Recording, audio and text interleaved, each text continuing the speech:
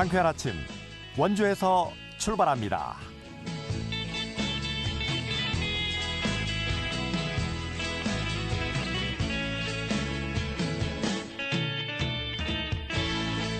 안녕하십니까. 2월 22일 목요일 아침에 인사드립니다. KBS 원주방송국 상쾌한 아침 원주에서 출발합니다. 아나운서 유지철입니다.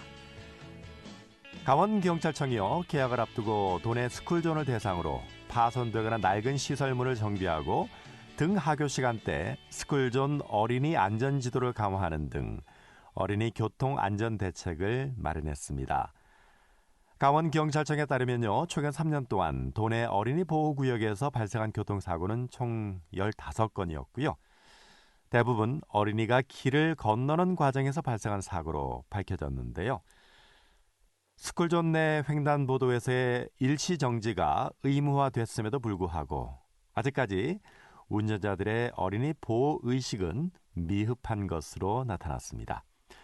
이에 따라 강원경찰청은 오는 4월까지 어린이 교통사고와 직결되는 보행자 보호 의무 위반과 신호 위반 행위를 집중해서 단속할 계획이라고 밝혔는데요.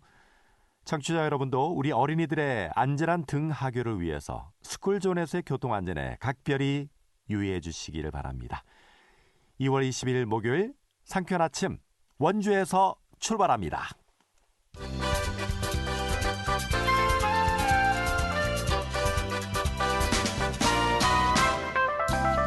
오늘의 뉴스입니다. 정부의 의과대학 증원에 반대하는 병원 전공의들의 사직이 잇따르면서 의료 공백을 막기 위한 비상진료 체계가 가동됐습니다.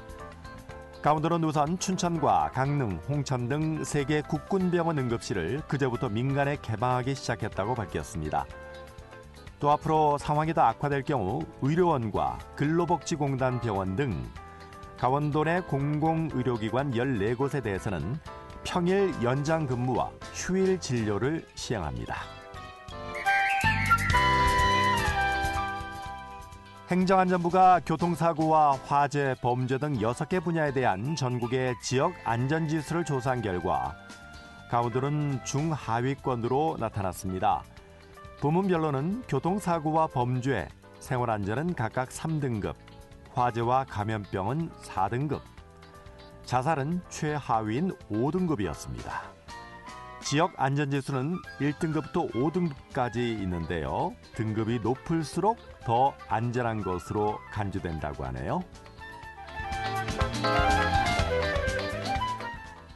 청년의 구직 활동을 지원하는 고용노동부의 청년도전 지원 사업에 강원도 내 5개 시군이 선정됐습니다. 선정된 시군은 춘천과 원주, 강릉, 동해시, 그리고 횡성군입니다. 이들 시군은 구직 단념과 사업 실패, 경력 단절 등을 겪은 18세에서 39세까지의 청년을 대상으로 올해 말까지 취업 지원 프로그램을 통해 1인당 최대 350만 원을 지원할 계획이라고 하네요. 오늘의 뉴스였습니다.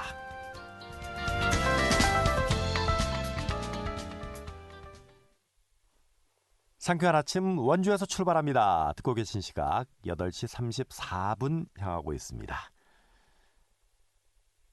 지난해 12월이었죠. 고용노동부가 발표한 2022년 일생활균형지수에서 강원특별자치도가 17개 시도 중에 전국 최하위를 기록했습니다. 이에 최근 강원특별자치도의회에서 일생활균형지원에 관한 조례안이 상위의 심사를 통과했는데요. 해당 조례안을 발의한 강원특별자치도의회 원미 의원을 연결해서 자세한 내용 알아보겠습니다. 원미 의원님 안녕하세요. 안녕하세요. 원미 의원입니다. 네, 반갑습니다. 네. 최근에 이 강원특별자치도의회에서 일생활 균형 지원에 관한 조례안이 상임위 심사를 통과했습니다. 자, 그런데 이 작년에 고용노동부가 발표한 걸 보면 강원도의 일생활균형지수가 전국 최하위를 기록했어요. 이게 원인이 어떤 원인이었기 때문에 이렇게 최하위를 기록했을까요? 네, 고용노동부는 매년 전국 17개 광역자치단체에 대한 일생활균형, 그러니까 워크라이프 밸런스, 줄여서 워라밸 지수를 발표하는데 그 워라밸 수준을 근로시간 등 일영역, 여가시간 등 생활영역, 제도 영역, 지자체 광신도 등 4개 영역 24개 지표로 산출합니다. 우리도의 경우 22년도 모든 영역에서 낮은 점수를 받았는데 특히 조례의 유무, 담당 조직 유무, 워라밸 제도의 홍보, 교육 등 지자체 관심도 영역에서 최하위 점수를 받음으로써 전국 17위를 기록했습니다. 아이고, 17개 시도 중에 17위 최하위인데. 네. 아까 그 영역이 근로시간 같은 일 영역하고 여가시간 같은 생활 영역을 이야기하셨는데 그렇다면은 이 강원도의 근로자들이 근로시간은 많은데 비해서 여가시간은 적다 뭐 이런 건가요? 그렇죠. 아하, 네. 네. 자, 이렇게 전국 최하위로 기록된 일생활 균형 지수를 개선하기 위해서 이번 조례안이 발의가 됐는데 이 조례안은 어떤 내용이 담겨 있나요? 네. 조례 제정의 목적, 정의, 도지사의 책무에 관한 사항, 또 실태조사와 지원 사업에 관한 사항 등을 규정하였습니다. 지원 사업에서 워라밸 문화 확산 및 조성, 직장 환경, 사회 환경 조성을 위한 홍보, 교육, 또 컨설팅 등도 담겨 있습니다. 강원도민들 사이에 워라밸 문화가 좀 더 확산이 돼야 될 것 같고 또 지자체, 강원특별자치도에서도 좀 더 관심을 가지고 이 문제를 끌어올려야 된다는 그런 이야기인데요. 자, 지난 2014년이었죠. 강원특별자치도 양성평등 기본조례가 제정이 됐었죠. 네. 근데 그게 너무 정형화된 가족 형태를 대상으로 하고 있다 이런 지적이 있었는데 자, 이번 조례안은 이 양성평등 기본조례의 좀 미비한 점을 좀 보완했다고 볼 수 있을까요? 네. 양성평등 차원에서는 먼저 뭐 이런 가족, 정형화된 가족, 그러니까 부부 2인 이상의 그런 가족 대상인데 점점 그 세대가 1인 가구가 점점 늘어나고 또 이렇게 독신인 그런 가족도 많이 세대도 많습니다. 죄송합니다.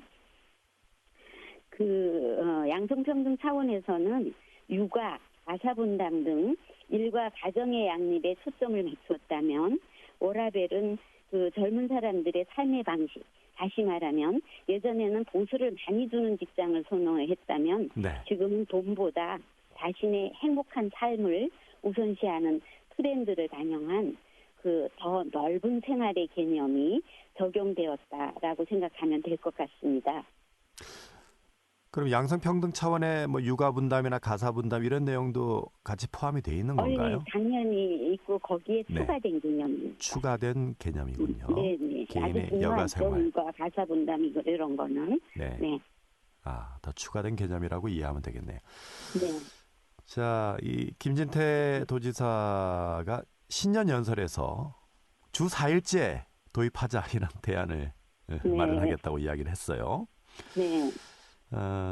그럼 이번 조례안 제정과 함께 일생활 균형 정책 개발, 이 시너지 효과를 기대해 볼 수 있을까요? 그렇죠. 주 5일 40시간 근로에서 주 4일 32시간 근로가 된다면 일과 생활의 비중 면에서 일쪽에 많이 치우쳐 있던 부분이 생활의 영역으로 확대되면 그 시너지는 개인 삶의 질에 많은 영향을 미칠 것이라고 생각합니다. 또 경력 단절, 저출생에 따른 인구 절벽 문제와 좋은 일자리를 찾아 다른 지역으로 떠나는 인구 유출 또는 감소 문제에도 영향을 주는 정책 대안이 아닐까 생각합니다. 네. 주 5일 40시간 근로에서 주 4일 32시간 근로. 네.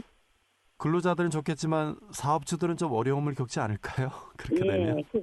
그런 면이 많이 있는데 여러 가지를 다 많이 고려해야 되겠죠. 네.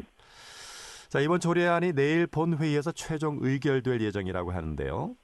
그렇다면 도민들이 이 조례 혜택을 받을 수 있는 시점 언제쯤으로 예상하세요?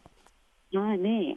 이 조례는 공포한 날부터 시행하므로 내일 본회의를 통과하면 바로 시행됩니다.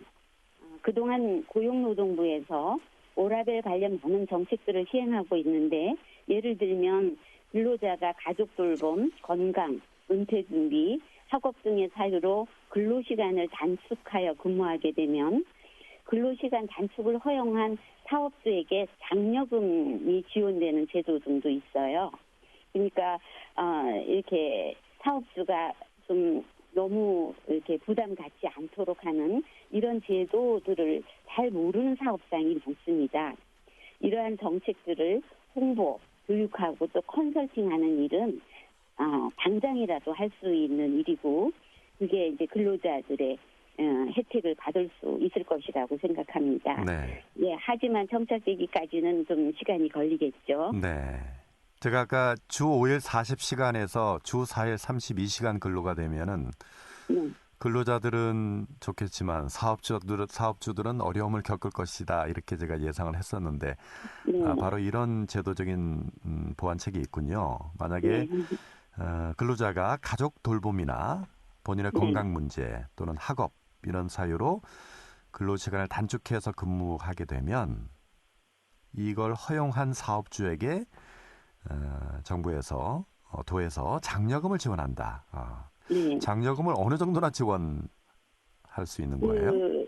그 시간에 따른 그 공백을 메울 뭐 대체 인력을 구한다거나 하는 그런 이제 사업주의 부담 부분을 뭐 보완한다고 할까요? 그런 예, 장려금입니다. 지금 일반 회사 같은 경우는 육아휴직을 신청했을 경우에 그 휴직자를 대체해서 인력을 채용할 수가 있게 돼 있거든요. 네네. 뭐 그런 개념인가요? 네네. 그런 개념도 되고요. 또 네. 장려 차원에서 네. 네, 장려금 지원 이런 제도들을 많이 활용하면 사실 그 사업주도 좋고 네. 또 그 근로자도 좋고 하는 그런 제도예요. 근로자들이 가장 좋겠죠. 그렇게 되면. 네네. 제가 전에 요양원을 운영할 때, 예. 예를 들면, 이제, 장려금, 그러니까 경력단절 여성을 세일센터 이런 데서 교육을 시켜서 그런 대상들을 저희가 고용을 하면, 장려금을 줬어요. 그 외에 뭐 한 6개월 정도 또 경력단절 새로 일자리를 찾는 그런 분들에게도 주고 하는 그래서 그게 사업주한테 굉장히 큰 도움이 됐던 것 같아요. 그런 아마 의미로 이해하시면 될 것 같습니다. 경력이 단절된 여성들 주로 이제 육아 문제 때문에 경력 단절이 되는 경우가 그렇죠. 많죠. 네네. 그런 근데 분들을 이런 이제 근로 시간이 단축되고 네. 또 탄력 근무를 하게 되고 하면 경력 단절하지 않고도 근무를 하면서도 육아를 할 수 있는 그런 환경을 만드는 그런 부분도 여기 포함이 됐다고 생각하면 될 것 같습니다. 이 워라밸이 되면은 육아 문제 때문에 굳이 그 회사를 그만두지 않아도 된다. 경력 단절을 하지 않아도 된다. 네, 그런 환경을 만드는 거. 예. 매우 이상적인. 괜찮은 내용이네요. 네. 자, 원미 의원님은 이 강원특별자치도의회 사회문화위원을 또 맡고 계시죠? 네, 그렇습니다. 의원님께서는 이 밖에 도민들을 위해서 어떤 조례안을 준비하고 계신가요? 예. 사회문화위원회는 복지, 사회, 문화, 체육, 관광 뭐 이런 많은 영역을 담당하고 있습니다. 그동안 1인 가구 지원 조례, 가족 돌봄 청년 지원 조례, 웰니스 관광 육성 조례 이런 제정 및 맨발 걷기 활성화를 위한 걷는길 조성 개정 조례 등 조례의 재개정을 단독 발의하였고 한복 입기 활성화 조례 등은 이제 공동 발의하였습니다. 이상가족 및 탈북 및 지원 조례안 제정을 준비 중이고 장년층 생애 재설계 지원 조례, 장애인 가족 지원 조례, 장애인 고용 촉진 및 직업재활 지원 조례의 일부 개정안을 준비하고 있습니다. 네, 조례를 많이 만드셨군요. 아무튼 강원특별자치도 이 일생활 균형 지수에서 17시도 중에 전국 최하위를 기록했다는 사실은 참 안타까운 일인데요. 네. 앞으로 이 강원도민들의 행복한 삶을 위해서 계속 좀 애써주시기를 바라겠습니다. 오늘 말씀 고맙습니다. 네, 감사합니다. 네, 강원특별자치도의회 원미희 의원과 말씀을 나눴습니다.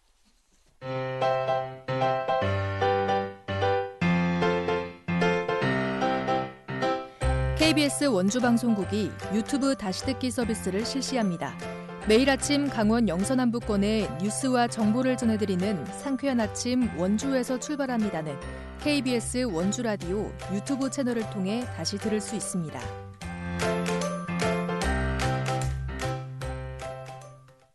여덟 시 46분 향해 가고 있습니다. 원주시 보건소가요, 시민의 생활 속의 걷기 습관 생활화를 위해서 건강 걷기 챌린지를 운영하는데요. 자세한 소식을 박다현 리포터가 취재했습니다. 어서 오세요. 네, 안녕하세요. 3월 4일이 비만 예방의 날인데 이날을 맞이해서 원주시 보건소에서 건강 걷기 챌린지 운영한다고요? 네, 맞습니다. 원주시 보건소는 3월 4일 비만 예방의 날을 맞아 건강 걷기 챌린지를 운영하는데요. 이 챌린지는 일상생활 속 걷기 운동을 실천하는 분위기를 확산하기 위해 추진됐습니다. 오는 3월 1일부터 20일까지 14만 보를 완보하는 챌린지인데요. 작년 건강 걷기 챌린지를 운영한 결과 원주 시민 1000여 명 가까이 건강 걷기 챌린지에 참여했습니다. 그중 50% 이상이 챌린지 목표 걸음수인 17만 보를 완보했는데요. 이 17만 보를 달성한 시민분들 중 선착순 200분에게 건강관리에 도움이 되는 선물도 제공해드렸습니다. 올해는 14만 보를 모두 완보한 시민분들 중 200분을 추첨해 경품도 드릴 예정인데요. 자세한 내용 원주시 보건소 건강증진과 원영신 담당자 이야기 들어보겠습니다.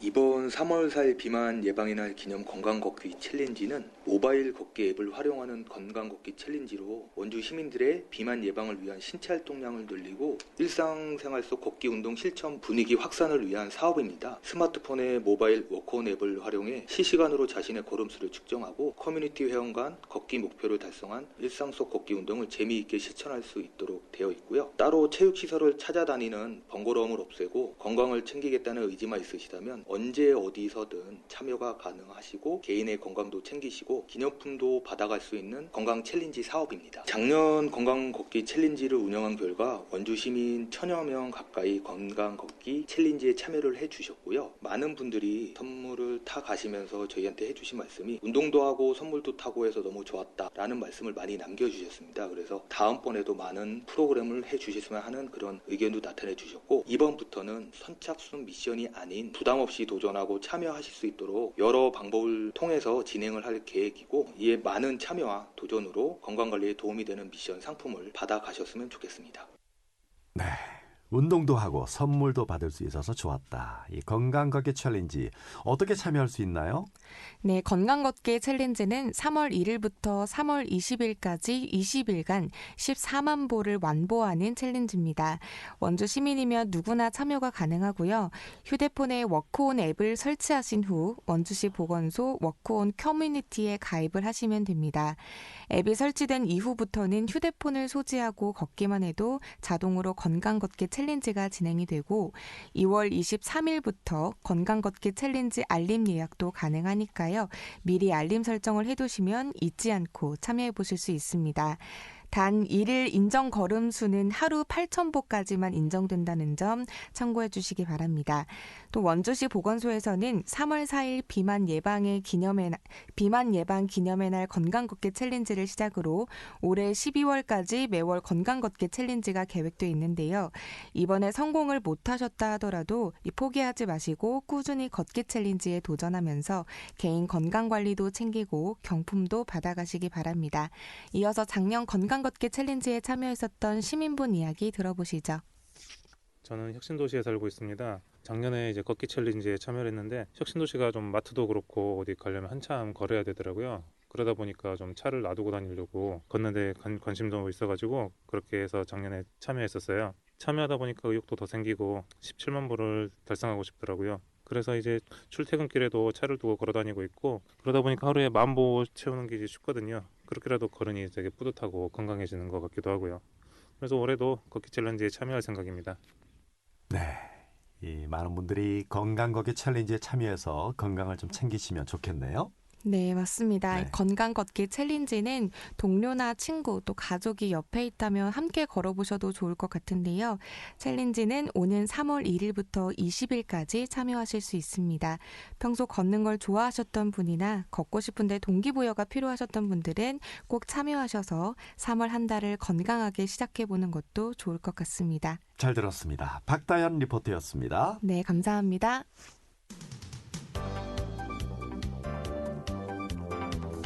생생한 현장, 유익한 생활 정보를 전해드리겠습니다. KBS 원주라디오 상쾌한 아침 원주에서 출발합니다를 함께하고 있습니다. 8시 51분 지났습니다. 강원신용보증재단이 지난해 강원특별자치도내 소상공인들을 대신해서 빚을 갚아준 대위 변제액이 470억 원에 달하는 것으로 나타났습니다. 이 도내 소상공인들의 부채 현황이 아주 심각한 수준으로 치닫고 있는 상황인데요. 강원신용보증재단의 최재헌 팀장을 전화로 연결해서 알아보겠습니다. 팀장님 안녕하세요. 예, 안녕하십니까. 네, 먼저 이 대위 변제 제도 좀 알아볼게요. 은행 빚을 갚지 못한 소상공인들을 위해서 신용보증재단이 대신 빚을 갚아주는 제도, 이게 대위 변제 제도인데요. 구체적인 지원 대상 그리고 지원 내용이 어떻게 되나요? 네, 저희 강원신용보증재단은 담보력이 부족해서 금리가 낮은 은행 대출을 받기 어려운 소기업 소상공인들에게 은행을 통해서 자금을 원활히 조달할 수 있도록 보증 서비스를 제공하고 있습니다. 이를 통해서 강원 경제가 활성화되도록 적극적인 기여를 하고 있는 재단은 강원도가 설립한 공적 보증기관입니다. 저희 재단의 보증을 통해서 은행의 대출을 받아서 사업하는 분들이 부득이하게 대출을 갚지 못할 경우에 보증을 선 저희 재단이 은행에 대신 갚게 되는데 이를 대위 변제라고 합니다. 네. 국회 기획재정위원회 더불어민주당 양경수 위원이요. 신용보증재단 중앙위에서 받은 자료를 보니까 지난해 강원신용보증재단의 대위 변제액이 전년 대비 3배가 넘게, 그러니까 313%나 네. 증가했다고요? 네, 맞습니다. 안타깝지만 경제 상황이 어려워지면서 2023년 보증 사고율은 4.17%로 2022년 1.34%에 비해서 3배 이상 급증을 했고요. 대위 변제율 또한 2022년 0.67%에서 2023년 2.72%로 크게 증가를 하였습니다. 대위 변제 금액 역시도 2023년 548억 원으로 2022년 177억 원 대비해서 300% 넘게 증가를 하였습니다. 그러나 이와 같은 상황은 전국적인 현상으로서 그나마 강원도는 보증 사고율과 대위 변제율이 전국에서 가장 낮은 편입니다. 지난 연말 전국 평균 보증 사고율은 5.29%이고 대위 변제율은 3.88%입니다. 재단의 사고 정상화율이 32% 정도로 전국 평균 22%에 비해서 강원신용보증재단이 가장 좋은 편입니다. 그나마 강원도의 보증 사고율 이거는 예. 좀 낮은 편이고 대위 변제율도 예. 낮은 편인데 문제는 이제 도내 소상공인들이 대출 상환을 할 수 없는 사고 금액 건수가 좀 증가세를 보였다고요? 네. 연체가 발생이 되면 사고가 되는데 네. 이것이 정상화되지 않으면 대위 변제로 이어지게 됩니다. 사고 발생 건수와 금액 역시 2022년 2,100건에 380억 원에서 2023년 6,500건에 1,084억 원으로 3배 가까이 늘었습니다. 현재 재단에서는 사고와 대위 변제 증가에 따른 업무 처리를 위해서 대위 변제 집중팀을 운영을 하고 있고요. 사고 정상화와 해당 사고 관리에 많은 노력을 하고 있습니다. 네. 지난해 강원도 소상공인들의 대위 변제액이 300% 이상 증가한 이유, 아주 폭발적으로 증가했는데 그 이유를 어떻게 보세요? 재단의 사고와 대위 변제 규모가 대폭 증가한 거는 그만큼 소기업 소상공인 분들이 어렵다는 걸 나타냅니다. 지난 3년 코로나 사태에 연이어서 고금리 등으로 경제 상황이 매우 어려워지면서 한계 상황에 직면한 적지 않은 소상공인분들이 대출을 갚지 못하고 있습니다. 특히 코로나 시기 대대적으로 집행된 정책자금의 상환 시기가 도래하면서 한계 상황에 있던 소기업 소상공인들이 버텨내지 못하고 있다고 생각됩니다. 코로나19 때 집행됐던 정책 자금들을 이제 갚아야 되는 시기가 도래하면서 이걸 갚질 못하는 상황이고, 그리고 워낙 요즘 뭐 금리가 높고 경기 불황이 좀 장기화되면서 좀 어려움을 겪고 있고, 특히나 강원도의 경우는 또 계절적인 요인도 있죠. 네네, 맞습니다. 강원도에 이제 겨울에는 아무래도 관광객들이 좀 줄어들다 보니까 도내 소기업이나 소상공인들의 그런 이런 영업이라든지 이런 데 좀 타격을 받을 수가 있는데, 자, 그런데 이렇게 강원신용보증재단에서 대위 변제 규모가 이게 커지게 되면 부실 우려가 좀 커지지 않을까요? 그게 좀 걱정이네요. 네. 앞서도 말씀드렸지만 현 상황은 이제 저희 재단뿐만이 아니라 전국적인 현상입니다. 17개 지역 신용보증재단이 있는데 그중에서는 그나마 강원재단의 상황은 양호한 수준입니다. 이와 관련해서 지난달 이제 금융회사의 법정 출연료율을 상향하는 내용의 지역 신용보증재단법 개정안이 통과되었습니다. 금융기관이 공적 보증기관에 출연금을 내도록 법제화한 것인데요.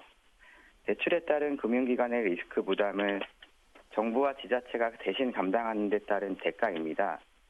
개정안의 주요 내용은 기존 출연율 0.04%에서 0.05%로 상향하되 2년간은 0.02% 더 올린 0.07%를 적용하는 것입니다. 이럴 경우에 강원재단은 올해 약 55억 원의 법정 출연금을 더 받을 수 있게